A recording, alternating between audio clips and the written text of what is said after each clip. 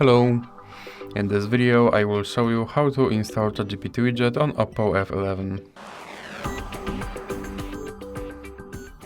So you have to start by opening your Google Play Store, then click on search bar and type in Wally AI and click search, and then click install.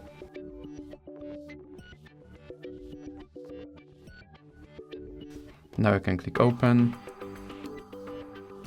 and then click on this button to skip introduction, then click not now and click open permissions.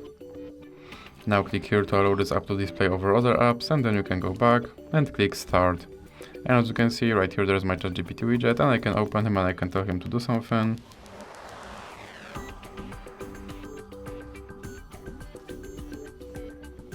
And as you can see, he responded. And if you want to remove him from your screen, simply drag him into the X icon in the middle. So that's it for this video. If you liked it, please remember to leave a like and subscribe.